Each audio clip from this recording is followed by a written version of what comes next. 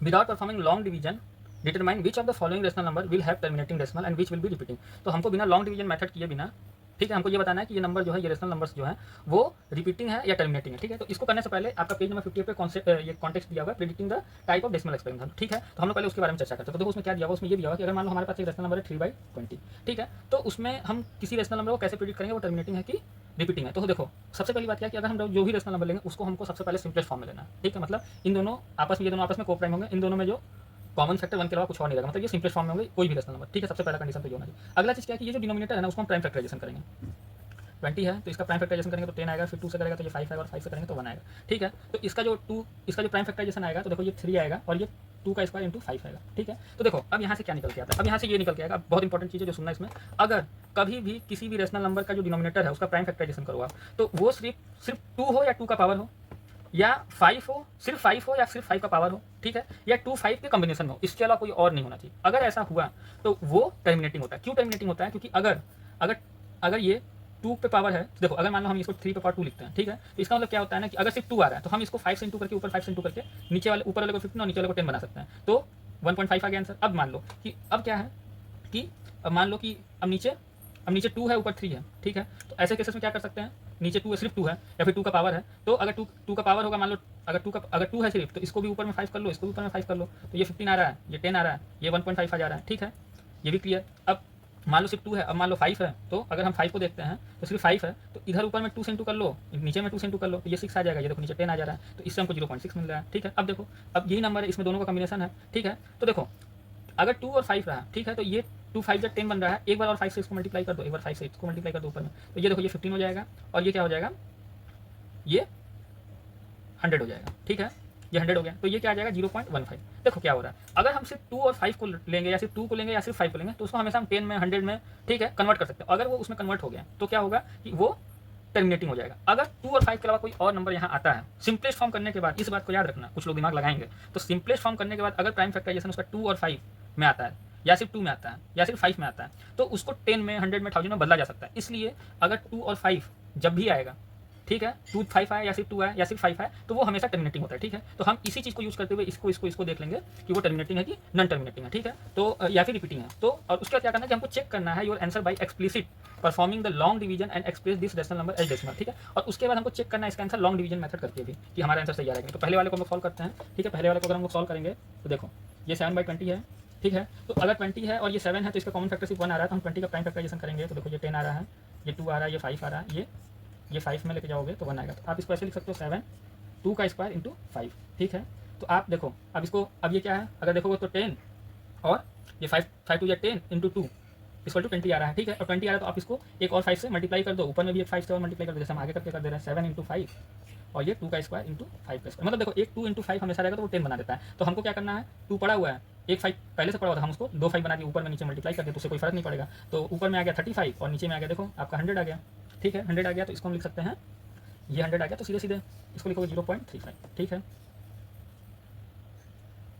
ठीक, तो हमारा आंसर ये आ गया, ये आंसर है। ठीक है, अब हम इसको लॉन्ग डिवीजन से करके देखते हैं। देखो लॉन्ग डिवीजन में बड़ा प्रॉब्लम होता है, कई लोगों को तो अच्छे से मेथड नहीं पता होता है लॉन्ग डिवीजन का भी। जैसे अगर आपको चेक करना हो तो ऐसा कोई नंबर ले लो और इसको 2 से डिवाइड करो, देखो आप आंसर निकाल पाते हो कि नहीं। ठीक है, तो इससे इस वाले क्वेश्चन से बहुत सारी चीज़ें क्लियर हो जाती है। तो हम प्रॉपर मेथड से इसको सॉल्व करते हैं, लॉन्ग डिवीजन करते हैं इसका। अब देखो इसका लॉन्ग डिवीजन मेथड से करेंगे तो यहाँ क्या लिखा हुआ है, देखो हम यहाँ से शुरू करते हैं, हम लिखते हैं 7 लिखते हैं और यहाँ 20 लिखते हैं। तो सबसे पहली बात क्या है कि 7 हो सॉरी ये 20 है और ये 7 है। ठीक है, 7 डिवाइड करा 20 को, तो देखो हम पहली बार में लेके जा रहे हैं तो ये नहीं जा रहा है, तो 0 टाइम्स में लेके जाएंगे तो यहाँ 0 आएगा, तो उतरेगा 7।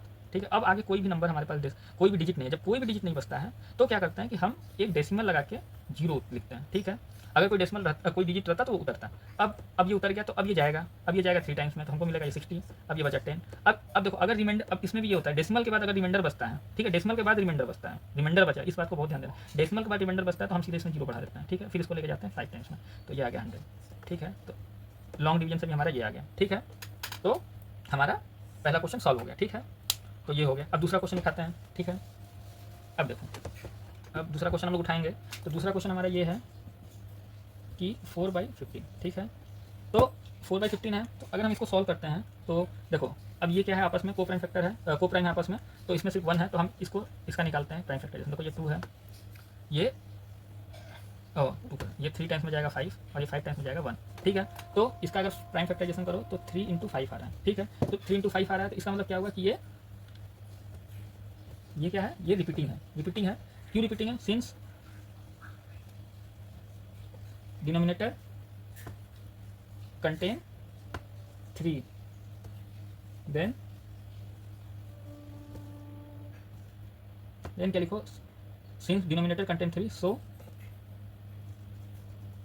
डेसिमल इज नॉन टर्मिनेटिंग,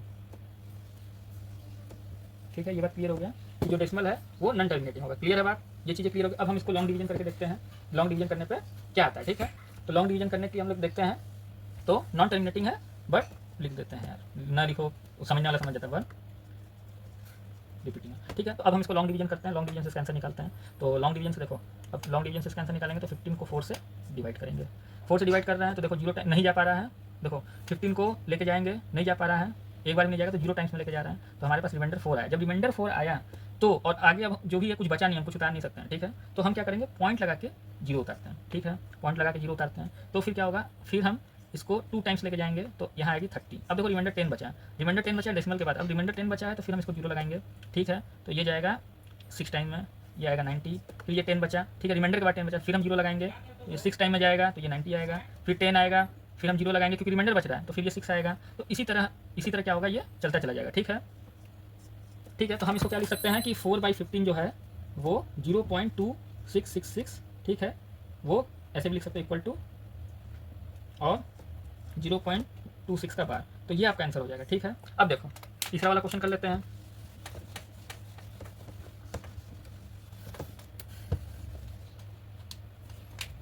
तीसरा क्वेश्चन जो है वो 13/250 है, ठीक है।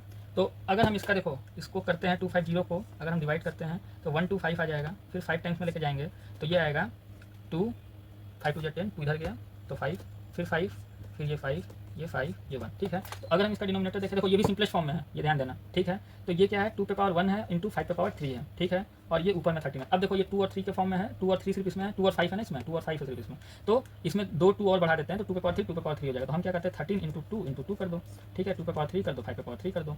अब क्या होगा, ये 4 हो गया, इसको मैं 4 भी लिख सकता हूँ, तो ये 52 के बराबर आ रहा है, देखो 52 आ रहा है, और नीचे क्या आ जाएगा 1000 आ जाएगा, तो ये आ जाएगा 0.052 आ जाएगा, ठीक है। तो ये आ गया आंसर। तो यहाँ से ये पता चल रहा है ये क्या है, ये भी टर्मिनेटिंग है, क्या है, ये भी टर्मिनेटर है, तो ये भी क्या है, ये भी टर्मिनेटिंग है। सिंस ऐसे लिख दो, लिखने का तरीका है सिंस, ऐसे देखो, since denominator contain only 2 and 5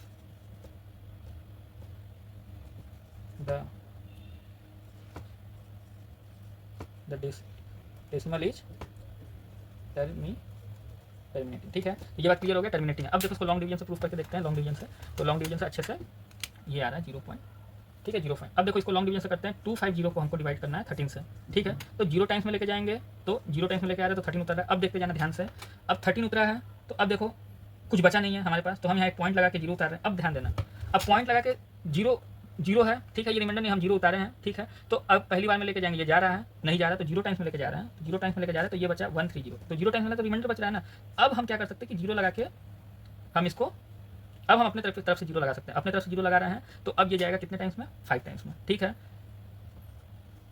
फिर देखो 50 बचा, रिमाइंडर बचा है, रिमाइंडर बचेगा तो हम अपने आप से 0 लगाएंगे, लेकिन आगे 0 नहीं बढ़ाएंगे, ये बात ध्यान देना। फिर ये 2 टाइम्स में जाएगा, तो ये देखो ये लॉन्ग डिवीजन मेथड से भी ये क्वेश्चन सॉल्व हो गया, ये बात क्लियर है, यहाँ ये सॉल्व हो गया पूरी तरीके से। तो ये चीज़ें थोड़ी समझनी है कि कब कैसे करना है, हो सकता है कि आपको डिवीजन अच्छे से आता होगा, ठीक है। तो इन चीज़ों में कोई दिक्कत नहीं होगा, लॉन्ग डिवीजन करने में अच्छे क्वेश्चन उठाए हैं डिवीजन करने की, जिससे आपके सारे कॉन्सेप्ट डिवीजन के भी क्लियर हो जाए, इसमें देखने को मेरे को मिल रहा है, ठीक है। चलो।